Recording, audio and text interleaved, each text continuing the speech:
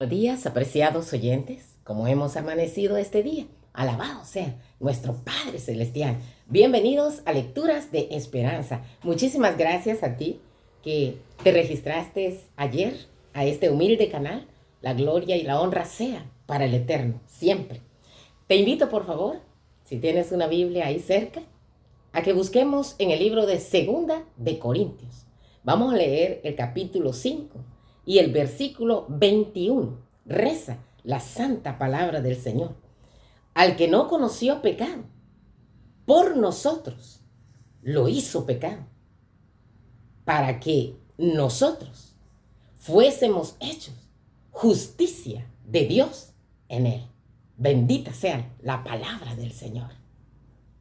Las Sagradas Escrituras dejan claro que Cristo es el único capaz de asegurar nuestra salvación en virtud de su vida perfecta.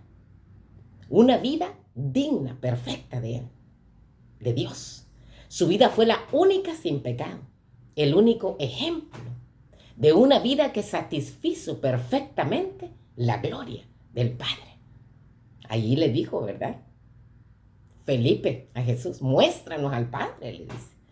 Y Dios le contesta, Jesús mismo le contesta en San Juan 14:9. El que me ha visto a mí, ha visto al Padre. Él es el Cordero de Dios, sin mancha.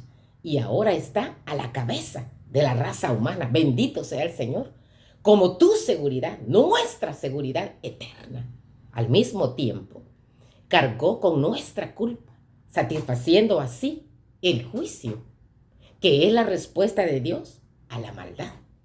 No creamos de que porque Jesús murió, la paga del pecado siempre ha sido la paga del pecado siempre ha sido la muerte, siempre. Esto del pecado realmente es horrible, ¿verdad? Y que Dios nos ayude a nosotros, porque a veces nosotros solo sentimos pesar, dolor, por la vergüenza que a veces nos va a hacer pasar, ¿verdad? El pecado, la culpa, pero no por el haber ofendido de verdad a nuestro Señor Jesucristo. Que Dios nos ayude a compungirnos de verdad, a sentir tristeza, ¿verdad? Así que cuando el apóstol San Juan presencia la increíble escena de los seres celestiales reunidos en torno al trono de Dios, se le dice que deje de llorar. ¿Por qué? Porque el león de la tribu de Judá ha vencido, dice. Vamos a leerlo ahí textual en Apocalipsis 5:8. Leámoslo. Dice la santa palabra del Señor. Y cuando hubo tomado el libro, los 4 seres vivientes y los 24 ancianos se postraron delante del Cordero. ¿Qué fue lo que hicieron? Se postraron, dice. Todos tenían arpas y copas de oro llenas de incienso, y son las oraciones de los santos. Me gustaría leerte, si me permites, desde el versículo 1 del capítulo 5 de Apocalipsis, para que veas lo que está sucediendo allá en el cielo. Y vi en la mano derecha del que estaba sentado en el trono un libro escrito por dentro y por fuera, sellado con 7 sellos. Y vi un ángel fuerte que pregonaba a gran voz: ¿quién es digno de abrir el libro y desatar sus sellos? Versículo 3. Y ninguno, ni en el cielo, ni en la tierra, ni debajo de la tierra, podía abrir el libro, ni aún mirarlo. Y lloraba yo mucho, porque no se había hallado a ninguno digno de abrir el libro, ni de leerlo, ni de mirarlo. Y uno de los ancianos me dijo: no llores, he aquí, el león de la tribu de Judá, la raíz de David, ha vencido para abrir el libro y desatar sus 7 sellos. Y miré, y vi que en medio del trono y de los 4 seres vivientes y en medio de los ancianos estaba en pie un cordero como inmolado, un cordero crucificado, que tenía 7 cuernos y 7 ojos, los cuales son los 7 espíritus de Dios enviados por toda la tierra. Y vino y tomó el libro de la mano derecha del que estaba sentado en el trono. Y cuando hubo tomado el libro, los 4 seres vivientes y los 24 ancianos se postraron delante del Cordero. Todos tenían arpas, copas de oro llenas de incienso, que son las oraciones de los santos. Y cantaban, dice, un cántico nuevo, diciendo, digno eres de tomar el libro, de abrir los sellos, porque tú fuiste inmolado, tú fuiste crucificado y con tu sangre nos has redimido para Dios, de todo linaje, lengua, pueblo y nación. Sigue leyendo este hermoso capítulo. Verdaderamente, contemplar a Cristo y a este crucificado nos debería hacer caer desde donde estemos, postrados ante Él. Quiera Dios que esa actitud de soberbia, de orgullo que ha mantenido y que hemos mantenido, sea derribada por el poder del amor de Cristo Jesús, muriendo por cada uno de nosotros. Pensemos además en cuán grave en realidad es el pecado y cuán caída está realmente la humanidad. Cada vez vamos peor, al punto de que solo la muerte de Jesús, es decir, la muerte de Dios mismo, podía resolver este problema. Así que el problema de tu pecado, por muy grande que sea, muy horrible, tiene solución. Bendito sea el Señor. No cabe duda de que Dios habría empleado de existir otra manera para salvarnos. Lo había hecho. La única que existía entonces es que Dios mismo viniera a este mundo oscuro y reflejara y diera a conocer la voluntad de Dios, su luz, y viviera, no solo que muriera, sino que viviera una vida perfecta.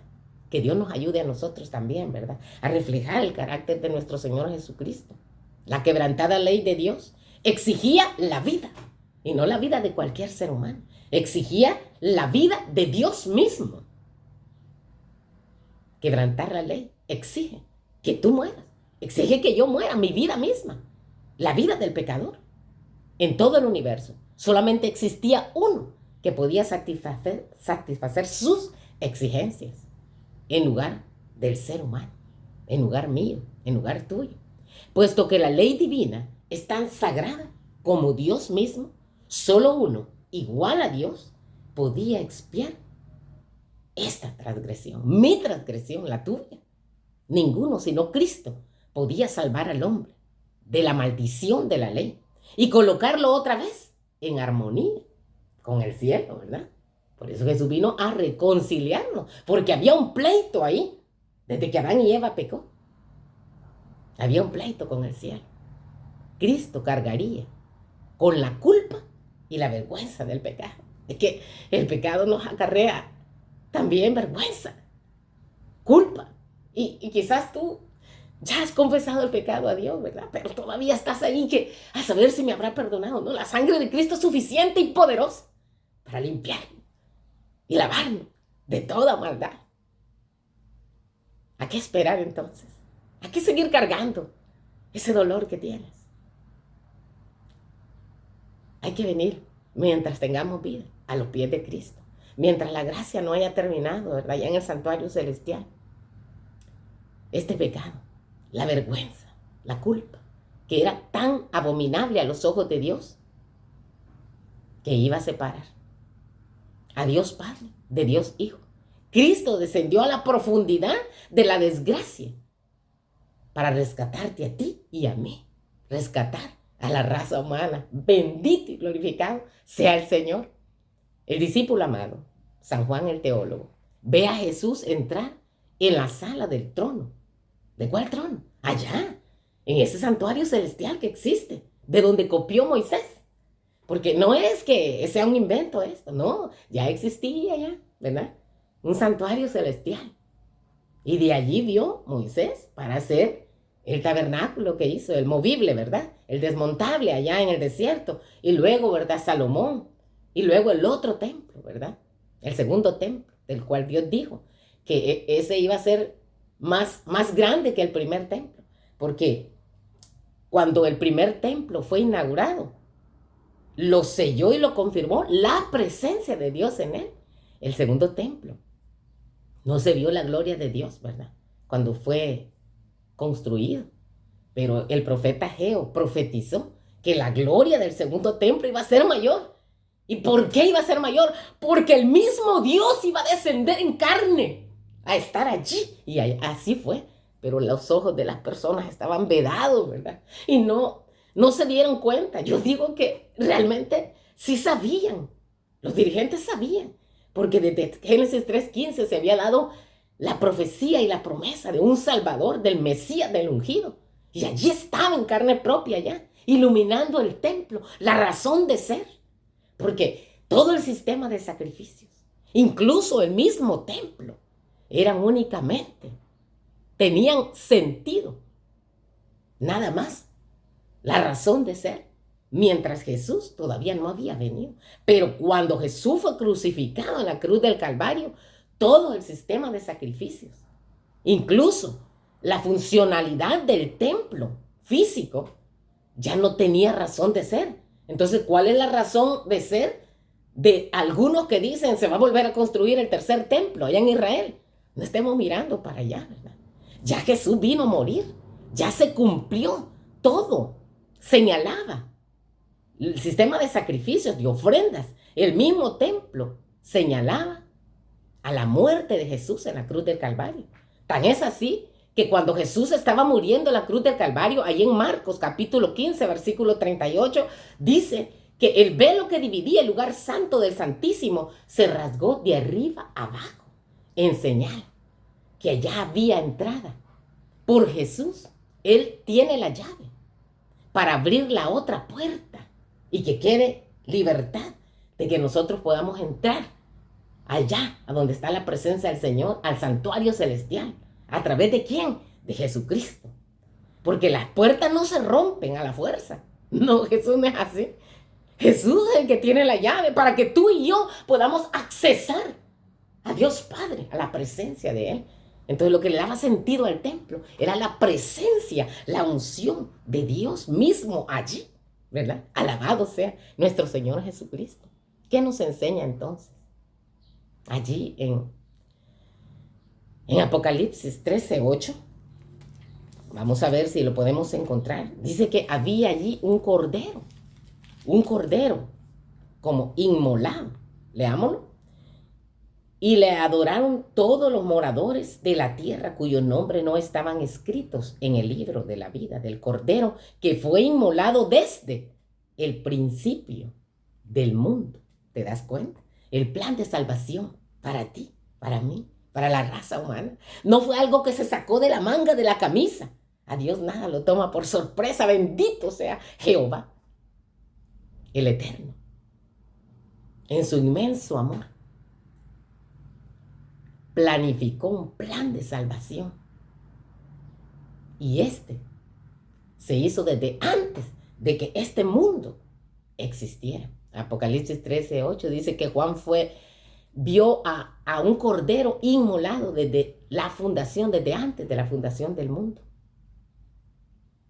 Muchos ateos creen que estamos solos en el universo, frío, indiferente. En cambio, la santa palabra no solo habla de Dios, sino también de que amó tanto al mundo, porque de tal manera, San Juan 3:16, amó Dios al mundo, amó Dios a Rosita, porque de tal manera amó Dios a Giselle, porque de tal manera amó Dios a Marvin, a Juan Carlos, a Obed, que ha dado a su Hijo unigénito, para que tú, si crees en Él, no te pierdas, mas tengas la vida eterna. Así que la santa palabra no solo habla de Dios en su amor, que tanto amó al mundo, sino que también descendió a Él, incluso murió por Él. ¿Hasta qué punto debemos ver el mundo y nuestro lugar en Él de manera diferente de como lo ven quienes no creen en Dios? En otras palabras, Cristo debería influir la realidad de la cruz en todo lo que hacemos. ¿Cómo debería sabernos nosotros salvados por Jesús en la cruz del Calvario? Vivir de una manera diferente. El pecado es claramente grave y malo, ¿verdad? Porque fueron la vida. ¿Por qué fue la vida, la muerte y la resurrección de Cristo el único medio para salvar a la humanidad? Porque el pecado exige la muerte. ¿Y qué nos dice esto? De cuán malo y grave es el pecado. Bueno, que tuvo que morir nuestro Señor, ¿verdad? Así que Jesús es tu garantía, nuestra garantía. Como dijo Juan el Bautista. Y aquí el Cordero de Dios que quita el pecado del mundo. Tu pecado tiene solución. Alabado sea el Señor.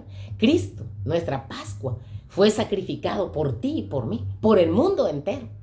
Cada gota de sangre derramada por los sacrificios judíos señalaban al Cordero de Dios. Todas las ofrendas típicas se cumplieron en él. El tipo se encontró con el antitipo cuando murió en la cruz. Vino para hacer posible, mediante el sacrificio de sí mismo, la eliminación de tu pecado y del mío. Alabado sea el Señor. Pagó el rescate de nuestra redención. Hemos sido comprados por un precio. Y Cristo te invita a que le permitas cargar con tus pecados e impute su justicia en ti. ¿Lo vas a permitir? Esa es tu decisión, ¿verdad? Y es mi invitación. Como dice, ¿verdad? Ahí en 2 de Corintios 5, 6 a 9, en la Nueva Versión Internacional. Quien siendo por naturaleza Dios, no consideró ser el igual a Dios como algo a qué aferrarse. Por el contrario, se rebajó voluntariamente tomando la naturaleza del siervo y haciéndose semejante a los seres humanos. Y al manifestarse como hombre, se humilló a sí mismo y se hizo obediente hasta la muerte y muerte de cruz. ¿Qué pasó? Por eso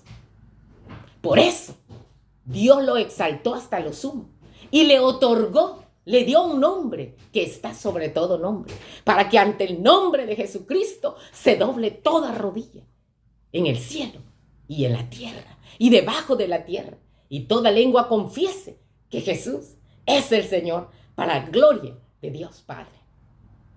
Quiera Dios que reflexionemos en esto. No es tarde para ti. Deja que Jesús cargue con tus pecados. Permíteselo. No lo cargues más tú. La paz de Cristo quede con cada uno de nosotros. Si el Altísimo lo permite, nos encontramos en una próxima lectura de esperanza. Amén.